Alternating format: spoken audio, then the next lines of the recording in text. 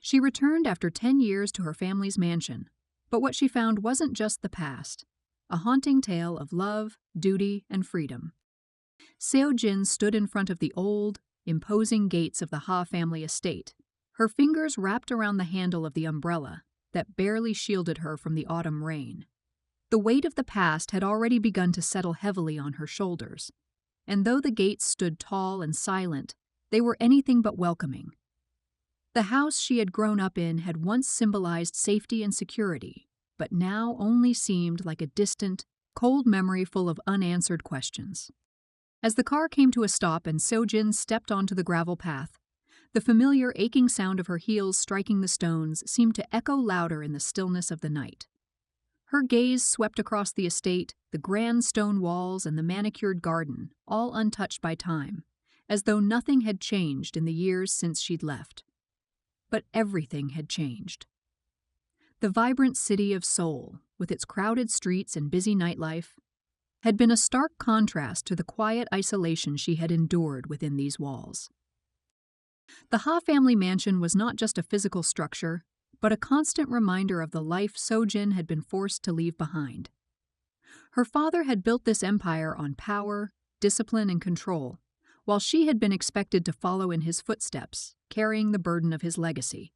But she had left, unable to bear the suffocating expectations that came with the family name. Now, after a decade of absence, she found herself standing in front of the very place she had once feared and resented. With a deep breath, Seo-jin pushed the heavy doors open. The smell of polished wood and leather instantly filled her senses. The grand hall greeted her in silence, its high ceilings and gleaming floors giving no hint of the tension and quiet bitterness that had once dominated her every step. The house felt strangely still, frozen in time, as if it had not missed her at all.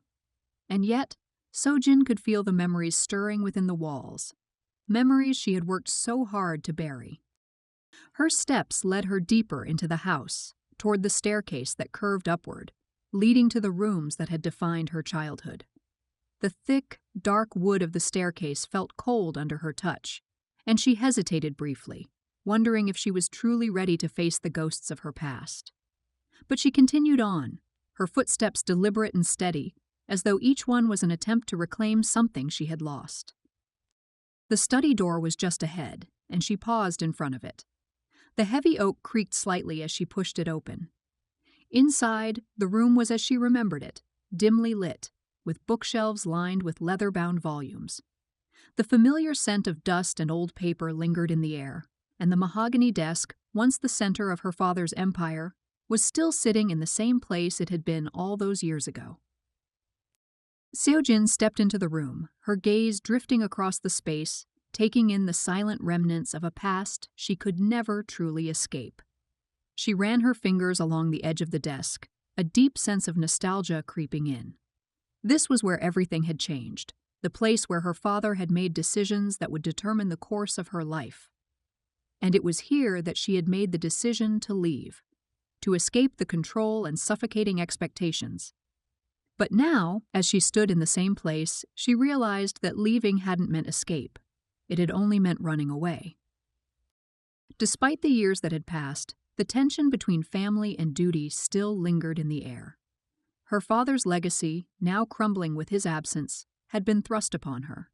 The board meetings, the decisions about the company's future, everything she had tried to avoid was now inescapable. She had returned to the Ha estate not for herself, but for the family business that still depended on the Ha name. In the days that followed, Seo-jin became entangled in the intricate world of the Ha family's empire once again. Board meetings were held in silence, with words carefully chosen and glances exchanged in quiet calculation. She found herself sitting in the same seats she had once fled from, making decisions that would affect the lives of those around her, decisions that were no longer hers to make. The family's empire was in decline, and she was expected to fix it, to restore the Ha name to its former glory. But each day, the weight of her father's legacy grew heavier on her shoulders, and she found herself wondering if she could ever truly be free of it. She moved through the estate like a ghost, present but disconnected. The staff who had once addressed her with wary deference now looked at her with silent hope or quiet suspicion. Every room whispered of the past. Every hallway echoed with memories. In the long corridor by the garden, where sunlight once filtered through the glass windows, Seo-jin paused more than once, remembering the afternoons she had spent reading there, stealing moments of freedom in the only place her father seemed to overlook. And yet, even those memories now felt foreign, as though they had belonged to someone else. The burden of running the Ha conglomerate, even temporarily, was not just in the decisions that had to be made, but in the eyes of those who expected her to become the version of herself she had tried so desperately to shed. A polished successor, a strategist, a mirror of her father's unyielding will. She reviewed quarterly reports late into the night, met with division heads who eyed her with measured doubt, and navigated a world of power plays and silent rivalries. In her absence, loyalties had shifted. The empire her father had built with iron discipline was fraying at the edges, held together by a name that was no longer enough. One afternoon, after an exhausting string of meetings, Seo-jin wandered the streets of Seoul in search of quiet. The city was no less relentless than the world she had just left behind, but it offered anonymity, noise without pressure, crowds without judgment. Her feet, almost unconsciously, led her to a small alleyway tucked between two office buildings, a familiar path she hadn't walked in years. At the end of it stood the cafe. Weathered, unpretentious, and nestled under a crooked awning, it hadn't changed much. A small bell above the door rang gently each time someone entered or left. The soft murmur of conversation and the rich scent of coffee drifted out into the street. Seo-jin paused, unsure why she had come. Perhaps it was curiosity, or perhaps deep down she had been hoping. She had just begun to turn away when a figure caught her eye. Standing near the cafe entrance, scanning the street, was a man taller now, more mature, but unmistakably familiar. Ji-ho. Her heart skipped, the breath caught in her throat. The years fell away for a moment, and she was 19 again, standing behind the counter of that same cafe, laughing over spilled espresso and shy glances. She didn't expect him to see her, but he did. Their eyes met for the briefest second, long enough to ignite recognition, too short for words. And then, as if sensing the danger of lingering, Ji-ho turned and disappeared into the crowd. Not hurriedly, not dramatically, just gone, swallowed by the tide of strangers. Seo-jin stood frozen, rain misting in the air, the sound of the city retreating into a dull hum. The moment left a mark, sharp, aching, undeniable. Back at the estate, she lay awake that night, staring at the ceiling, the memory of Ji-ho's eyes replaying in her mind. She thought of the life they had imagined together, back when dreams still felt possible, of conversations whispered between shelves of books, of shared ambitions that had not yet been compromised by obligation. He had loved her for who she was, not who she was expected to be. She had let him go. Not because she had wanted to, but because she had believed she had no choice. And now, as she stared into the quiet darkness of her old room, Seo-jin could no longer be sure that the sacrifice had been worth it. Her father's empire was no longer a promise. It was a cage, one she had willingly stepped back into. But the part of her that remembered love, that remembered freedom, had not yet died. In the weeks that followed, she moved like someone caught between two worlds. Each decision she made on behalf of the company was another stitch in the fabric of her father's legacy. But her thoughts were elsewhere, drifting constantly toward the life she might have had, the man she might have loved. The estate's stillness became stifling. The same halls that had once evoked nostalgia now felt claustrophobic. And with every day that passed, Seo-jin felt herself slipping further away from whatever version of herself she had once believed in. She found herself seeking out silence, retreating to the corners of the house untouched by the weight of business. The greenhouse, abandoned since her mother's passing, had become her refuge. Wild vines crept along the glass, forgotten blooms clung to life in shaded corners. It was a place of decay and quiet resistance. It was honest. There, among the overgrown plants and dust-covered benches, Seo-jin allowed herself to be human again. Not a successor, not a strategist, not a Ha. Just Seo-jin, And it was there, one morning, with the early sunlight filtering through cracked panes, that she made her first real decision. Not for the company, not for the name, for herself. The decision had come quietly, without fanfare, without proclamation. Sojin hadn't needed to speak it aloud to know its truth. It had settled within her like the early autumn chill, inevitable, subtle, and final. She no longer belonged in the Ha estate. The walls of the mansion no longer echoed with familiarity, only with obligation. Each step she took across the marble floors had become a rehearsal of someone else's life. Even the scent of the air, once comforting in its mixture of varnished wood and burning incense, now clung to her like a memory-turned burden. The following days passed in a strange rhythm, as if time itself had begun to bend around her resolve. Meetings continued, each more stifling than the last. Conversations looped endlessly in circles, full of veiled power plays and desperate preservation of control. The empire was hollowing, not from incompetence, but from resistance to change. The legacy they all clung to had become an anchor rather than a foundation. Seojin watched it unfold with increasing detachment.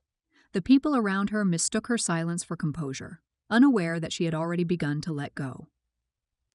The pull toward the past weakened, the grip of the estate loosened. But the weight of memory did not disappear. It changed, softened.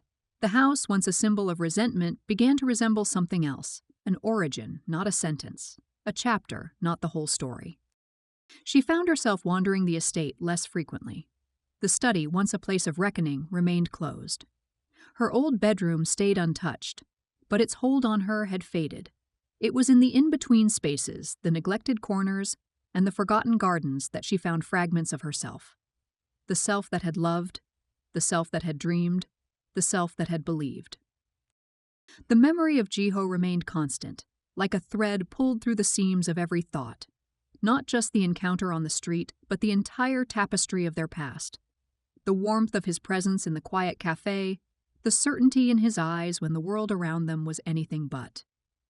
She remembered his hands, not for how they held hers, but for how they had built a life with intention, however briefly. She remembered the way he had seen her, not as a Ha, but as Sojin. She had once thought she had to choose between love and legacy.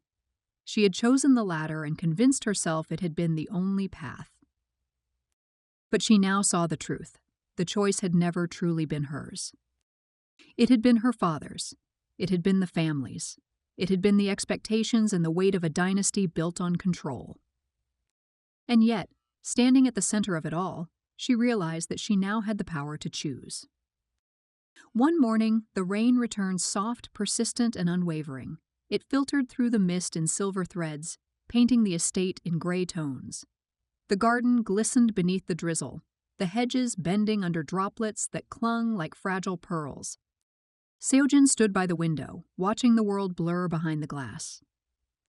The past, she understood now, had its place. It had shaped her, scarred her, but it no longer defined her. She spent her final days at the estate in quiet preparation. There were no dramatic farewells, no last-minute reconciliations. She handed over responsibilities with efficiency, not out of detachment, but out of clarity. The company would continue, with or without her. The Ha name would endure, but it would do so on its own terms, no longer tethered to hers. She did not visit her father's portrait again. She had said everything that needed to be said in silence. Instead, she returned once more to the greenhouse. The vines had crept further since her last visit. Nature had claimed the space in her absence, as if reminding her that life continued beyond control, beyond order. She left a single brief note behind without explanation, not as a gesture of rebellion, but of peace. When she stepped out into the rain that morning, there was no ceremony. The gravel crunched softly beneath her feet, the same sound that had greeted her return. But this time, it did not echo with dread. It sounded like closure. The gates loomed once more before her, tall and austere, but no longer threatening. As she passed through them, she did not look back. The city greeted her like an old friend she had wronged, but who still offered forgiveness. It breathed with motion, with imperfection, with life unmeasured. She walked its streets without a destination, her steps light, her heart unburdened. Days unfolded gently. The tension that had once coiled in her chest like a constant wire began to release. She no longer lived by someone else's expectations. She no longer calculated each decision through the lens of duty. She learned to breathe again, not the shallow, rehearsed breaths of survival, but deep, unguarded ones. She began to revisit the places that had once brought her comfort. The corner of the library, where she had discovered her love for stories. The park bench near the river, where she had once sketched in solitude. The tiny bookstore with its cramped aisles and forgotten first editions. And eventually, without urgency, without desperation, she returned to the cafe. It was quieter than she remembered. Time had left its mark in creaking floorboards and faded paint, but the soul of the place remained. The scent of roasted beans lingered in the air. The bell above the door still rang, soft and sweet. She ordered her coffee, not expecting anything more than the familiarity of routine. But as she sat by the window, the steam rising from her cup, she felt a presence. Not beside her, not across from her, but within her, a recognition, a memory that no longer hurt but hummed with something softer. She did not search the crowd for Jiho. She did not wonder what might have been. She understood now that love, like grief, never truly leaves. It reshapes itself. It becomes something quieter, wiser, and more enduring. Somewhere out in the city, Jiho lived his life. Perhaps he had moved on. Perhaps he, too, still carried a version of their story in his heart. But whatever his path had become, Sojin no longer felt regret.